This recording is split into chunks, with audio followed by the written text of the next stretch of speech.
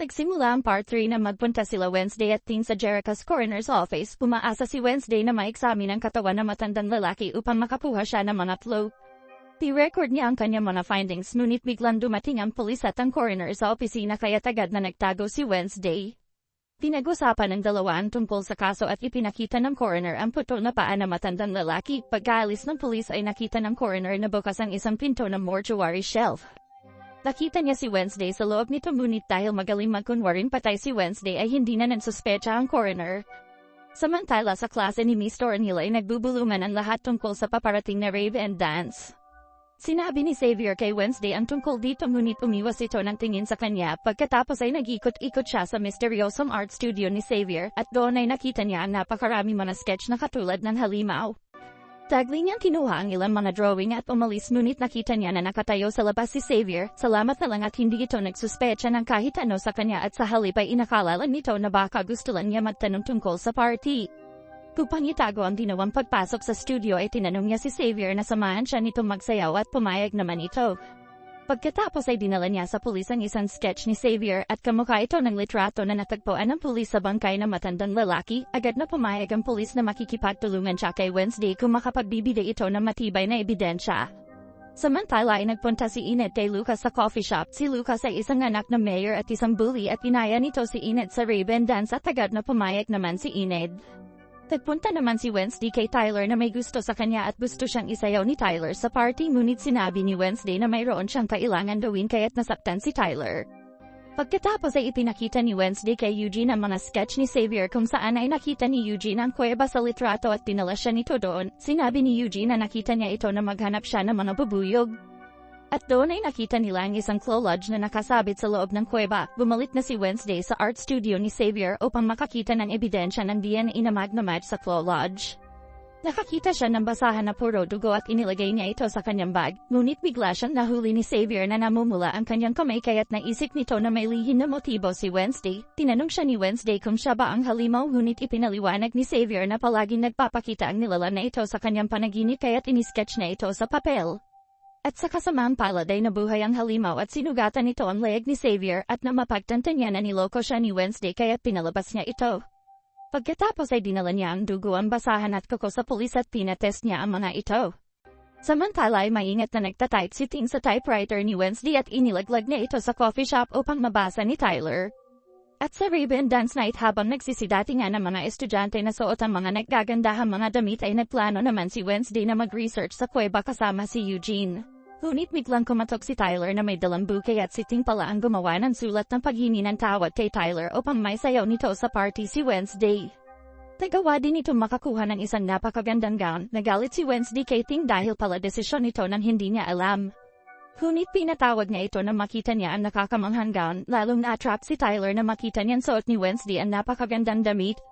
Ngunit nabigla naman si Eugene na malaman niya na biglang nagbago ng plano si Wednesday, at sinigurado ni Wednesday na itutuloy pa din nila ang kanilang investigasyon sa susunod na araw at sinabi nito na huwag siyang pupunta na mag-isa sa mga kakahuyan, ngunit nagtungo pa ding mag-isa si Eugene.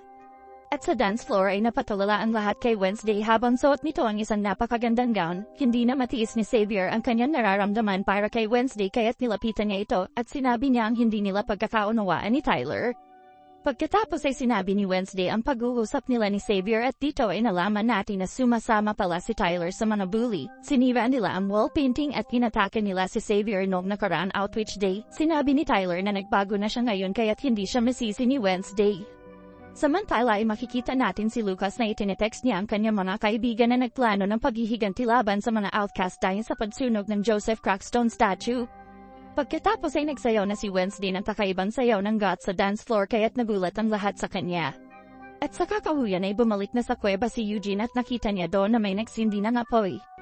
At sa party ay binuksan ni Lucas at ng mga bully ang mga sprinkle kaya't inulan sila ng kulay pulang tubig. Basang-basa ang dance floor ng pulang pintura at nagsisigaw ang lahat at nagtakbuhan, ngunit nadudulas lang ang mga ito at bumabagsak ng paulit-ulit.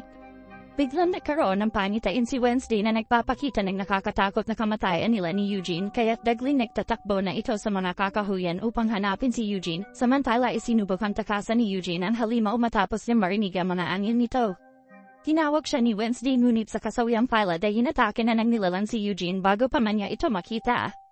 At nang makita niya si Eugene ay naliligo na ito sa sarili niyang dugo, nakarating na din doon ang kanilang teacher na si Miss Thornhill at tinanong siya nito kung buhay pa si Eugene. At sa sumunod na eksena ay makikita natin si Wednesday na tinitingnan ang police file ng kanyang ama, at sa flashback ay ipinakita na habang bumabagyo ng gabi ay nakita ng bata pang si Principal Larissa ang isang bangkay sa courtyard ng Nevermore. Nakatayo naman ang batang si Gomez sa scaffolding na duguan habang hawak nito ang isang espada. At makikita natin na hinuhuli na ng mga pulis si Gomez. At ngayon ay nasa kasalukuyan na tayo sa Parents Weekend ng Nevermore. Dumating na sina Gomez, Morticia, Pugsley at Lurch. Tag-speech na si Principal Larissa para sa lahat ng mga magulang at mga estudyante. Napaluha si Enid sa pagpasok ng kanyang werewolf family. Samantala ay nakita nila Gomez at Morticia si Wednesday at kinumusta nila ang pag-aaral nito sa Nevermore. Makikita din natin ang nanay ni Bianca na si Gabriel na pumunta sa event. Samantala ay sinabi ni Principal Larissa kila Morticia na pinapatawag sila ng therapist ni Wednesday para sa group session at pumayag naman ang mga ito. Tumatawag naman ang pulis na si Galpin sa coffee shop at tinatanong ito ang tungkol sa DNA ng kuko ng halimaw. Nakita din niya ang pagdaan ng itim na kotse ng Adams family. Pagkatapos ay nakatanggap ng tawag si Galpin tungkol sa nagpakamatay na si Dr. Anwar. Nakipag-usap na sila Gomez sa therapist, inamin ni Pugsley na namimiss na niya ang kanyang ate at ganon din sila Gomez at Morticia. Ngunit biglang inilabas ni Wednesday ang police record ng kanyang ama at humingi ito ng kasagutan kung sino si Garrett Gates at bakit siya pinatay ng kanyang ama. Nagalit si Morticia at pinagsabihan niya si Wednesday dahil matagal na ito at tapos na ang kaso ng kanyang ama. Sinabi ni Wednesday sa ina na huhukayin niya ang buong katotohanan. Samantala ay nakipagkita si Bianca sa kanyang ina sa coffee shop. Sinabi nito kung bakit siya nasa bayan. Pinamumunuan ni Gabriel ang isang kulto na tinatawag na Morning Zone kung saan ay minamanipula niya ang mga tao para magkapera. Ngunit humihina na ang kanyang kulto kaya't nagpakasal siya sa isang lalaki na ang pangalan ay Gideon na hinamak ni Bianca at kumaasa silang dalawa kay Bianca na uuwi din ito. Sa sumunod na eksena ay dinalaw ni Wednesday si Eugene sa ospital at nakoma ito sa ICU. Sinisisi ni Wednesday ang kanyang sarili dahil hinayaan niyang atakihin ng halimaw si Eugene. Dumating ang ina ni Eugene at pinasalamatan siya nito dahil naging kaibigan niya si Eugene. At sa morgue ay nagserbi ang pulis na si Galpin. Nag-iwan ng isang sulat si Dr. Anwar bago ito magpakamatay. Sinasabi nito na pinagsisisihan niya ang pagpalsipikan ng isang murder case 3 dekada na ang nakararaan. Ngunit makikita may naglagay ng itim na bubble gum sa CCTV at tinakpan ito kaya't hindi malaman ng mga polis kung ano talaga ang nangyari sa doktor. Ngunit naniniwala pa din ang polis na ang sinasabi ng coroner sa sulat ay ang kaso ni Gomez Adams at ngayon ay mayroon na siyang ebidensya at kailangan niyang hulihin si Gomez. Samantala ay nanonood si Wednesday habang nag-aalay ng red rose si Morticia sa puntod ni Garrett. Habang naghahanda ang lahat sa courtyard para sa festivities ay dumating si Galpin upang hulihin si Gomez. Nagulat sila Morticia nang kuhanin ng pulis si Gomez.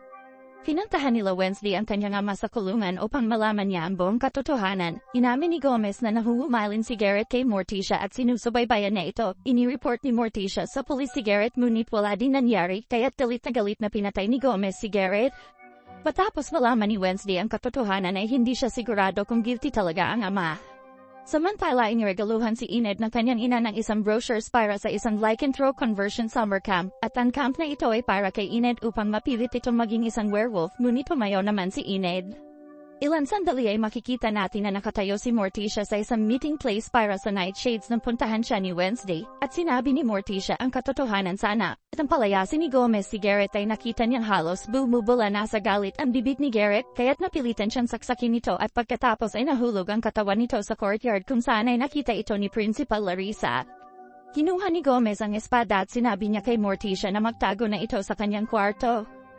Inako pala ni Gomez ang kasalanan ni Morticia at matapos marinig ni Wednesday na bumubula ang bibig ni Garrett ay naisip ni Wednesday na baka may kakaiban nangyayari na dito. Kaya't nagpunta silang dalawa sa sementeryo ng Jericho. Hinukay ni Wednesday ang libingan ni Garrett upang makakuha ng ebidensya ngunit nahuli sila ng mga pulis at ikinulong sila ng mga ito. Salamat talan at may nakuha si Wednesday na isang bagay sa libingan at ipinakita niya ito kila Morticia. Ito ay isang daliri na may kulay na blue na kulay na nightshade. Napagtanto nila na malapit na mamatay si Garrett nang saksakin siya ni Morticia dahil nalason pala ito. Biglang nagkaroon ng pangitain si Wednesday at sa pangitain ay inutos na naman ni Garrett na lasunin ang lahat sa Nevermore. Pakikita natin ang isang vial ng laso na pinagpasahan ng mag-ama. Sinabi ni Wednesday na nabasag ang vial na iyon sa bulsa ni Garrett kaya't nalason ito. Pagkatapos palayain ay sinabi nila ang kanilang kaso kay Mayor Walker. Inokusahan siya ni Morticia na iniligtas lang ng mayor ang kanyang sarili nang i-report niya si Garrett sa kanya dahil walang ginawa si Walker tungkol dito nung pulis pa lang ito noon at pinagtakpan niya ang kaso. Ipinakita ni Wednesday ang isang daliri ni Garrett at ipinagoto si Morticia kay Walker na palayain ang kanyang asawa at kung hindi ay ilalantad niya ang panloloko nito. Salamat na lang at sumunod din ang mayor kaya't sa pangalawang pagkakataon ay muling ibinaba ang kaso ni Gomez. At humingi na din ng tawad si Galpinte Gomez at nagkamay na silang dalawa. Samantala ay naninindigan pa din si Enid laban sa kanyang ina at sinabing tanggapin na lang nila kung ano talaga siya. At magiging werewolf din siya kapag dumating na ang tamang panahon.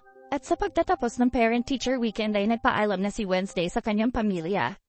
Pagkatapos tingnan ang yearbook ni Larissa ay hinarap niya ito hindi lang basta ginagaya ni Larissa si Judy Garland para sa Nevermore talent show. Ibig sabihin na nalaman na ni Wednesday ang katotohanan tungkol sa kanyang principal na isa itong shapeshifter. Dahil naging si Rowan siya pagkatapos patayin nito upang mapaniwala ang lahat, sinabi ni Larissa na ginawalan niya ang kanyang kailangan gawin para maprotektahan ang eskwelahan.